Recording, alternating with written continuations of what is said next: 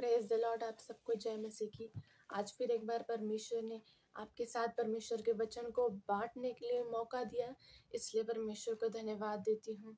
और आज फिर हम परमेश्वर के वचन में से सीखेंगे, जानेंगे, और आज परमेश्वर हमसे क्या कहने की कोशिश कर रहा है आज वो हम देखेंगे। तो हम जो आज का वचन पढ़ने वाले हैं, सीखने वाले हैं, उसका टॉपिक है परमेश्वर ने अब्राहम को दी हुई आशीषें।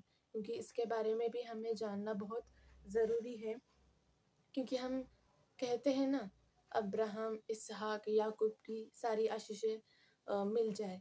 तो ये अब्राहम, इसहाक, याकूब की आशीषें हैं क्या, ये हमें जानना ज़रूरी है। क्योंकि हम ऐसे ही नहीं बोल सकते ना, हम जो बोल रहे हैं उसका अर्थ, उसका मतलब हमें पता होना ज़रूरी है ना। उसका कारण क्या है ये भी हमें पता होना ज़रूरी है। और इसीलिए हम आज देखेंगे कि अब्राहम के बारे में, जो परमेश्वर ने अब्राहम को बहुत सारी आशीषें, मतलब बहुत सारी वाचाएं भी बांधी थी उससे, लेकिन जो उसकी मेन आशीषें थी, जो मेन 7 आशीषें थी, हम उसके बारे में आज देखने वाले हैं। और वो हमें मिल सकता है उत्पत्ति 12 अध्याय का, जहाँ पर पहली बार अब्राहम की जो बुलाहट थी, मराठी में बोलेंगे तो अब्राहमाचे पाचारण। तो जो उस टाइम पे परमेश्वर ने उसकी बुलाहट की, तो बुलाहट करते समय ही परमेश्वर ने उसके सामने एक ऑफर रखा था कि अगर तू ऐसा करेगा तो मैं तुझे सारी आशीषें दे दूंगा। और सच में अंत में उसने वो सारी आशीषें पाई भी। तो किस तरह पाई? क्योंकि उसने क्या किया, परमेश्वर ने जो कुछ उसको कहा था वो उसने क्या किया, पूरा किया। आज हमें भी क्या करना है, वही करने की कोशिश करना जरूरी है। क्योंकि हम पहली आशीष देखेंगे, जो हमने 7 आशीषें जैसे कि मैंने बताया, तो उसमें की पहली आशीष है, उत्पत्ति 12 अध्याय का 2 वचन में लिखा है, और मैं तुझसे एक बड़ी जाति बनाऊंगा। पहली आशीष क्या है कि मैं तुझसे एक बड़ी जाति बनाऊंगा। सच में परमेश्वर ने इस आशीष को पूरा भी किया। किस तरह किया? परमेश्वर ने क्या कहा कि मैं तुझसे एक बड़ी जाति बनाऊंगा। देखो, अब्राहम एक अकेला व्यक्ति था, उसका कोई पुत्र भी नहीं था, ना उसका कोई बेटा था, लेकिन फिर भी परमेश्वर ने उससे प्रॉमिस किया, और सच में परमेश्वर ने उसको पूरा भी किया। परमेश्वर ने उसे एक बेटा दिया, और उसका नाम उसने इसहाक रखा। उसका भी एक बच्चा हुआ, उसका नाम उसने याकूब रखा। फिर उसके भी 12 बेटे और एक बेटी हुई। तो ऐसे ऐसे उसका जो वंश था वो बढ़ता चला गया। देखो, जिस व्यक्ति के पास कुछ भी नहीं था, जिसके पास कोई आशा भी नहीं थी कि क्या कर सके, पर मतलब परमेश्वर उसको प्रॉमिस करते कि मैं तेरे वंश को आकाश के तारागण के समान कर दूंगा। जिस तरह समुद्र के किनारे की जो मिट्टी होती है, बालू होती है, जिस तरह हम उन सबको गिन नहीं सकते हैं, वैसे ही मैं तेरे वंश को करूंगा। इस तरह परमेश्वर ने अब्राहम को आशीष दी थी, और सच में उसको परमेश्वर ने किया। उसके पास एक भी बेटा नहीं था, लेकिन उसके एक बेटे के द्वारा परमेश्वर ने इतनी बड़ी जाति निर्माण कर दी। और फिर याकूब के 13 बेटे के द्वारा उसने और आगे उनके मतलब वंश चलता गया, उनके बच्चे, बेटे बेटियां उत्पन्न होते गए, और अंत में जाके उनकी जो संख्या थी वो 6 लाख से भी ऊपर हो गई। और वो ऐसे ही बढ़ते गए, ऐसे ही वो बढ़ते गए। और जो परमेश्वर ने अब्राहम को आशीष दी थी, उस आशीष को परमेश्वर ने क्या किया, पूरा किया। और जिस तरह आकाश में तारे थे, जिस तरह समुद्र के किनारे की जो बालू थी, उसके समान अनगिनत उसके वंश को कर दिया, जिसे कोई भी आ, मतलब गिन नहीं सकता है, और न जिसके सामने कोई ठहर सकता है। अनेक राजा, अनेक देश जो उनके सामने गए लड़ने के लिए, लेकिन वो ठहर नहीं पाए। क्यों? क्योंकि उनका परमेश्वर उनके साथ था। वो अब्राहम का परमेश्वर उस अब्राहम के वंश के लोगों के साथ था। और सच में परमेश्वर ने जो अब्राहम से वाचा बांधी, जो आशीष परमेश्वर ने अब्राहम को दी, आज वही आशीष परमेश्वर हमें भी देगा। कैसे देगा हम वो देखेंगे सबसे लास्ट में, लेकिन सबसे पहले जो 7 आशीषें थी, हम उनके बारे में देखेंगे। तो पहली आशीष, जैसा कि मैंने बताया, परमेश्वर ने क्या दिया कि मैं तुझसे एक बड़ी जाति बनाऊंगा, और परमेश्वर ने वैसा ही कर दिया। क्योंकि अगर आप अभी अगर नाउ मतलब अभी लाइव भी देखेंगे इस दुनिया में, अगर आप गूगल पर भी सर्च करके देखेंगी कि सबसे बड़ी मतलब सबसे ज़्यादा जो मतलब जाति है, वो कौन-सी जाति है? तो वहाँ पर आपको गूगल पे लिख के आएगा क्रिश्चियन। सबसे ज़्यादा क्रिश्चियन जाति के ही लोग हैं, ना इस्लाम के, ना हिंदू के, किसी भी नहीं। लेकिन सबसे ज़्यादा जो संख्या है वो क्रिश्चियन लोगों की है, क्योंकि ये किसी मतलब हमारे मन से नहीं है या फिर ऐसे ही नहीं है, लेकिन परमेश्वर ने वो आशीष अब्राहम को दी थी और इसीलिए वो आज हमें देखने के लिए मिल रहा है। सिर्फ ना अब्राहम के टाइम पर ही, उसके मरने के बाद, उसके मर के हजारों साल हो गए, लाखों साल हो गए, लेकिन उसके बाद भी आज भी वो आशीष टिकी हुई है।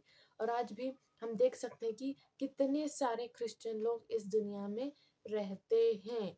तो ये थी पहली आशीष। दूसरी आशीष है, मैं तुझे आशीष दूंगा। ये भी परमेश्वर, जिस तरह परमेश्वर ने अब्राहम को कहा कि मैं तुझे आशीष दूंगा, वैसे ही परमेश्वर आज हमसे भी कह रहा है कि मैं तुझे आशीष दूंगा। और जिस टाइम में अब्राहम रहता था, उस टाइम में अगर देखेंगे तो पूरे मतलब पृथ्वी में सबसे ज़्यादा जो अमीर था वो अब्राहम था, क्योंकि उसके पास इतने सारे लाखों हजारों बैल बकरियां ऊंट, मतलब ये सारी चीज़ें थी, क्योंकि उस टाइम पे पैसा वगैरह तो होता नहीं था। और इसलिए अगर उस टाइम की अगर प्रॉपर्टी देखने गए तो यही सब कुछ था, गाय बैल भेड़ बकरी ऊंट, ये सब कुछ उस टाइम की प्रॉपर्टी होती थी। और ये सब कुछ ज्यादा से ज्यादा अब्राहम के पास था, क्योंकि ये आशीष परमेश्वर ने उसको दी थी। कि और जो था उसके पास वो और बढ़ता गया, क्योंकि आगे अगर हम अध्याय में पढ़ेंगे, जब अब्राहम और उसका जो भतीजा लूत रहता है, वो दोनों एक साथ नहीं रह पाते हैं। किस वजह से? क्योंकि जो लूत की प्रॉपर्टी रहती है, जो उसकी भेड़ बकरियां ऊंट गधे जो रहते हैं, और जो अब्राहम की प्रॉपर्टी रहती है, भेड़ बकरी जो कुछ भी रहता है, वो इतना ज्यादा हो गया था कि वो एक जगह एक साथ रह नहीं सकते थे, और इसलिए वो एक दूसरे से अलग हो गए। तो इतना परमेश्वर ने उनको दे दिया। आज परमेश्वर हमें भी वो सब कुछ दे सकता है। किस वजह से? एक कारण है जिसे हम लास्ट में देखेंगे। तो अगर आप या फिर मैं भी चाहती हूँ कि परमेश्वर वो आशीष हमें दे, तो हमें परमेश्वर से मांगना है, क्योंकि जब तक हम नहीं मांगेंगे तब तक परमेश्वर हमारा कैसा देगा? तो हमें मांगने की जरूरत है, तो परमेश्वर हमें वो आशीषें जरूर देगा। ये था दूसरी आशीष। आगे हम देखने जा रहे हैं तीसरी आशीष, जो लिखा है, तेरा नाम महान करूंगा। सच में परमेश्वर ने अब्राहम के नाम को महान किया, क्योंकि आज हम जिस तरह जब हम प्रार्थना करते हैं तो क्या कहते हैं? अब्राहम इसहाक याकूब के परमेश्वर। तो वहां पर हम अब्राहम का नाम लेते हैं, तो परमेश्वर ने अब्राहम के नाम को महान किया, अब्राहम के नाम को महान किया। तो आज परमेश्वर हमारे भी, परमेश्वर ने अब्राहम के नाम को महान किया, परमेश्वर आज वैसे ही हमारे भी नाम को महान करेगा। कैसे करेगा? हमें परमेश्वर की आज्ञा को मानना है, परमेश्वर के वचन को मानना है। जो कुछ परमेश्वर ने हमें कहा है, जब हम वो करेंगे, तब परमेश्वर क्या करेगा? हमारे भी नाम को महान करेगा। क्योंकि देखो, इतने साल हो गए, लेकिन फिर भी आज हम या अब्राहम को जानते हैं ना कि वो कौन था। कितने सारे लोग हैं, कितने सारे पास्टर्स हैं, क्रिश्चियन में कितने सारे लोग हैं जो अब्राहम को जानते थे, क्योंकि अब्राहम जो है विश्वासियों का पिता माना जाता है। जो लोग यीशु मसीह के ऊपर विश्वास करते हैं, वो यीशु की संतान तो है ही, लेकिन वो अब्राहम की भी संतान बन जाते हैं। इतना अब्राहम का महत्व बाइबल में है। तो परमेश्वर ने क्यों उसको इतना महत्व है? क्योंकि परमेश्वर ने उसके नाम को महान किया। आमेन। ये थी तीसरी आशीष। और हम आगे देखेंगे चौथी आशीष, जहां पे लिखा है, तू आशीष का मूल होगा। परमेश्वर क्या कहता है चौथी आशीष में? कि तू आशीष का मूल होगा। मूल मतलब है कि एक स्रोत, जैसे कि अ, हम मतलब प्रकाश आता है हमारे पृथ्वी के ऊपर, तो जितनी जगह पे प्रकाश आता है, जो कुछ पृथ्वी के ऊपर हो रहा है, पेड़ उग रहे हैं, हमारे घर में लाइट है, मतलब इन सब का जो मेन स्रोत है, जो मूल है, वो क्या है? सूर्य है ना? सूरज है। उसकी वजह से तो पेड़ बढ़ते रहते हैं, हमें भी रोशनी मिलती है, क्योंकि अगर सूरज ही नहीं होगे तो मतलब पेड़ वगैरह भी नहीं बढ़ेंगे, कुछ भी नहीं हो सकता। तो हर एक चीज़ के लिए हमें सूरज की रोशनी की ज़रूरत पड़ती ही है। एक एग्जाम्पल के तौर पे मैं बता रही हूँ। वैसे ही अ, आशीष का मूल परमेश्वर ने हमें कहा है। आशीष का मूल, तो वो कैसे होगा? परमेश्वर हमें कैसे बनाएगा? हमारे द्वारा अनेक लोगों को क्या करेगा? वो आशीष देगा। अभी देखो, जब परमेश्वर सदोम और अमोरा को नाश करने वाला था, तो वहां पे उसका भतीजा लूत भी रहता था, और अभी उसको वहां पे बचाना था। तो परमेश्वर ने उसको क्यों बचाया? क्यों? परमेश्वर को जानता था क्या किस वजह से परमेश्वर ने लूत को बचाया। अगर हम बाइबल में इसका कारण पढ़ने के लिए जाएंगे तो हमें पता चलेगा, अब्राहम की वजह से परमेश्वर ने लूत को बचाया नाश होने से। तो आज परमेश्वर हमें भी जो आशीष का मूल बनाता है, आशीष का कारण बनाता है, तो अनेक लोगों को परमेश्वर नाश होने से बचाता है। अनेक लोग हमारे द्वारा परमेश्वर को जानते हैं, क्योंकि सबसे बड़ी आशीष हमारे लिए यही है कि हमारे जीवन में यीशु है और हमने यीशु को जाना है। तो आज जितनी भी लोगों के जीवन में यीशु है, उनके लिए सबसे बड़ी आशीष हमारा यीशु है। और आज मैं भी यीशु को जानती हूँ, तो मेरे लिए इस दुनिया की धन दौलत से बढ़कर, पैसे से बढ़कर, प्रॉपर्टी से बढ़कर मेरे लिए सबसे बड़ी आशीष क्या है? यीशु है, क्योंकि यीशु मेरे जीवन में है। तो वही आशीष परमेश्वर हमें भी देगा। आमेन। तो परमेश्वर ने अब्राहम को अगली आशीष, चौथी आशीष क्या दी, हम देखेंगे। जो तुझे आशीर्वाद दे उन्हें मैं आशीष दूंगा। आज परमेश्वर यही आशीष हमें भी देना चाहता है। परमेश्वर ने क्या कहा? जो तुझे आशीर्वाद देगा, मतलब जो तुझे आशीष देगा उसे मैं आशीष दूंगा। अब जैसा कि मतलब कितने लोग, बहुत सारे लोगों को बोलते हैं ना, इसका ऐसा हो जाए, वैसा हो जाए। तो अगर कोई हमारे बारे में इसके विरोध, मतलब इसके विरोध में अगर अच्छा बोलेगा, तो परमेश्वर उसको आशीष देगा। अगर कोई ऐसा बोलेगा कि हाँ, इसका भला हो जाए, जो भी चाहती है पूरा हो जाए, परमेश्वर इसको आशीष करे, ब्लेस करे, ऐसा अगर हमें कोई बोलेगा, तो परमेश्वर कहता है मैं भी उसको आशीष दूंगा, क्योंकि उसने तुझे आशीष दी है। मैंने तुझे आशीष का मूल ठहराया, मैंने तुझे आशीष दी है। तो तुझे श्राप देने वाला कौन होता है? मैंने तुझे आशीष दी है, तो बाकी लोग भी तुझे आशीष ही देना चाहिए, कोई तुझे श्राप देने ना पाए। आमेन। ये थी परमेश्वर की चौथी आशीष। और अगले हम देखेंगे पांचवी आशीष। लिखा है, जो तुझे कोसे उसे मैं श्राप दूंगा। परमेश्वर क्या कहता है? जो तुझे कोसेगा, जो तुझे श्राप देगा, उसे मैं भी श्राप दूंगा। क्योंकि जिसे मैंने आशीष दिया उसे श्राप देने वाला तू कौन होता है? अगर तूने मेरे बेटी को श्राप दिया है, तूने मेरे बेटी को अगर भला बुरा कहा है, अगर तूने उसको उल्टा सीधा कहा है, उसको कोसा है, उसके बारे में बुरा चाहने की इच्छा भी रखी है, तो परमेश्वर कहता है कि इसका बदला मैं तुझे दूंगा। तूने उसका बुरा चाहा, तो मैं तेरा बुरा करूंगा। क्योंकि परमेश्वर ने कहा, जैसा तू बोएगी वैसा ही तू काटेगी। हम जैसा सोचेंगे परमेश्वर वैसा ही करेगा। तो हमें हमेशा दूसरों के बारे में अच्छा सोचना है, अपने बारे में भी और दूसरों के बारे में भी, क्योंकि हम जिसके बारे में सोचेंगे वो भी तो परमेश्वर का बेटा और बेटी ही है ना। जो आशीष परमेश्वर ने हमें दी है, वही परमेश्वर ने आशीष दूसरों को भी दी है। क्योंकि एक एग्जाम्पल देखेंगे हम परमेश्वर के वचन में से ही। अगर हम गिनती की पुस्तक पढ़ेंगे ना, 22 अध्याय में, 22-23 अध्याय में, तो वहां पर इजराइल लोग एक देश के पास जाते हैं जिसका नाम है मोआब। और उस देश का राज्य का नाम रहता है बालाक। और वो क्या करता है, क्योंकि वो जानता है कि मैं इनसे लड़ तो नहीं पाऊंगा, क्योंकि इनका परमेश्वर इनके साथ है। अगर मैं इनसे लड़ने के लिए जाऊंगा तो मैं खुद ही इनसे हार जाऊंगा। लेकिन वो जानता था कि एक व्यक्ति रहता है जिसका नाम था बिलाम। और वो क्या करता है, उसको बुलाता है, क्योंकि वो जो कुछ भी बोलता था ना, वो पूरा हो जाता था। तो वो बिलाम को ना इजराइलियों को श्राप देने के लिए बुलाता है कि तू इनको श्राप दे, तो ये हार जाएंगे, क्योंकि जो तू बोलता है वो पूरा हो जाता है।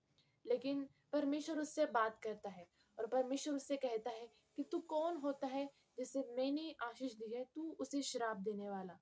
तो उस राजा ने तुझे वहां पर श्राप देने के लिए बुलाया तो है, लेकिन जब तू वहां पर जाएगा तब वहां पे तुझे आशीष ही देनी है।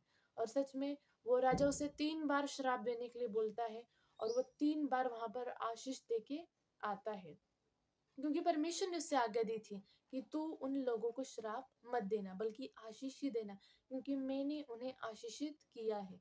आज वैसे ही परमेश्वर, भले कोई भी हमारे विरुद्ध कुछ भी बोले, लेकिन परमेश्वर हमारे लिए उसमें से भलाई निकालेगा और हमें वहां पर आशीष देने के लिए हमेशा तैयार रहता है। अगर कोई वहां पर हमें विरोध में कुछ काम करने के लिए तैयार भी रहेगा तो परमेश्वर उसके मन को बदलेगा।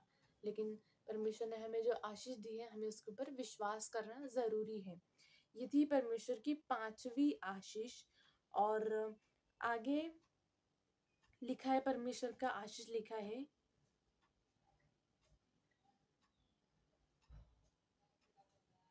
सॉरी, हमने जो अभी देखा था वो था 6वां आशीष।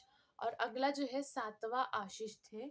लिखा है, और भूमंडल के सारे कुल तेरे द्वारा आशीष पाएंगे। वाओ, परमेश्वर कितनी बड़ी आशीष और कितनी अच्छी आशीष दे रहा है। आज परमेश्वर, हर कोई चाहता है कि परमेश्वर यही आशीष हमारे भी जीवन में दे। मैं भी चाहती हूँ। सच में परमेश्वर ने बहुत अच्छी और बहुत बड़ी आशीष दी है।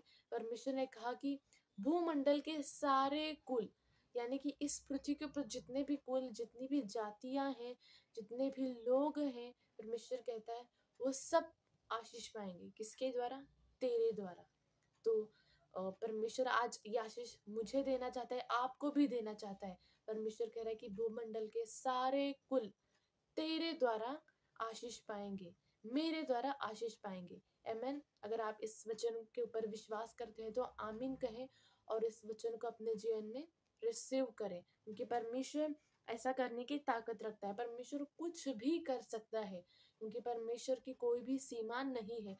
जो चाहे वो कर सकता है, जिस व्यक्ति के द्वारा चाहे वो कर सकता है। देखो, परमेश्वर ने एक व्यक्ति मूसा के द्वारा, परमेश्वर ने पूरे इतने सारे 6 लाख लोग थे, परमेश्वर ने उनको गुलामी से निकाला और मिस्र से लेके कनान देश में पहुंचा दिया।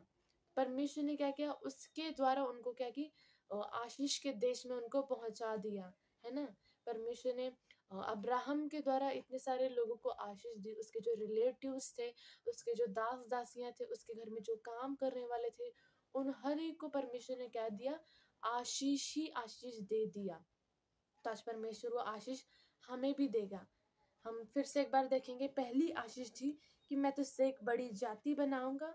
दूसरी, मैं तुझे आशीष दूंगा। और तीसरी, तेरा नाम महान करूंगा। चौथी, तू आशीष का मूल होगा।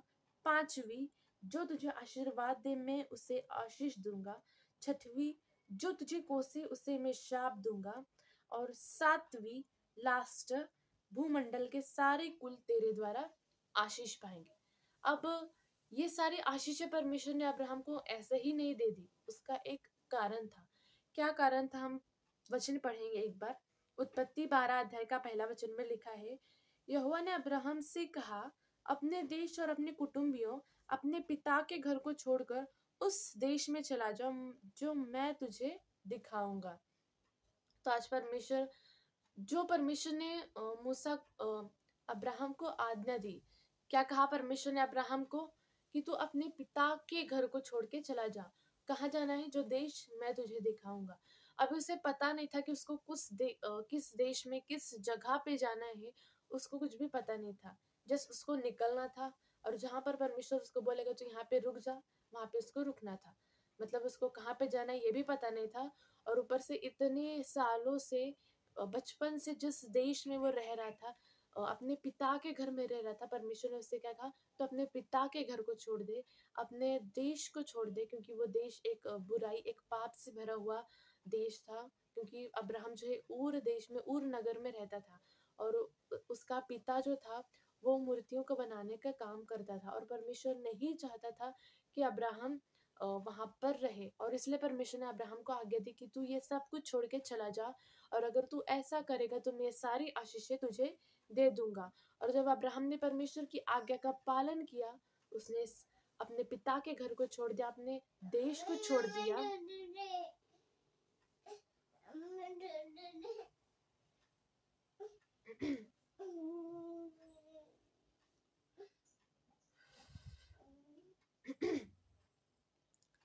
उसने अपने पिता के घर को छोड़ दिया, तो परमेश्वर ने क्या किया? उसको आशीष दिया। और आज वैसे ही परमेश्वर हमें भी वो आशीष देना चाहता है। लेकिन कब देगा? जब हम परमेश्वर की आज्ञा का पालन करेंगे, अब्राहम की तरह। जिस तरह अब्राहम ने अपने पिता के घर को छोड़ा, अपने देश को छोड़ा, वैसे ही परमेश्वर नहीं चाहता कि हम अपने माता-पिता के घर को छोड़ दें, अपने परिवार को छोड़ दें। ऐसा नहीं है, लेकिन जो परमेश्वर ने हमें आज्ञा दी है, हमें उसका पालन करना है। बल्कि परमेश्वर ने कहा है कि तू अपने माता-पिता का आज्ञा मान, तू उनका आदर कर। तो परमेश्वर क्यों कहेगा कि तू उनको छोड़ दे? लेकिन परमेश्वर हमें अब्राहम की तरह एक सिखाने की कोशिश कर रहा है कि जिस तरह अब्राहम ने मेरी आज्ञा को माना, वैसे जो भी मैं तुझे करने को दूँगा। परमेश्वर ने नए नियम में, पुराने नियम में बहुत सारी आज्ञा दी हैं। तो परमेश्वर जो आज्ञा दी है, जो पालन करने के लिए परमेश्वर ने हमें कहा है, जब हम उसको करेंगे, उसके अनुसार चलने की कोशिश करेंगे, परमेश्वर में बने रहेंगे, तो परमेश्वर ज़रूर है कि वो आशीषें परमेश्वर हमें भी देगा, ज़रूर देगा। आमेन। परमेश्वर आप सबको इस वचन के द्वारा आशीष करे, ब्लेस करे। आशा करती हूँ कि ये वचन आप इस वचन के द्वारा आपने आशीष पाई है। इस वचन के द्वारा परमेश्वर आपको बहुत-बहुत बरकत दे और परमेश्वर आपसे इस वचन के द्वारा और भी बहुत सारी बातें करे। आप सबको जय मसीह की। Praise the Lord.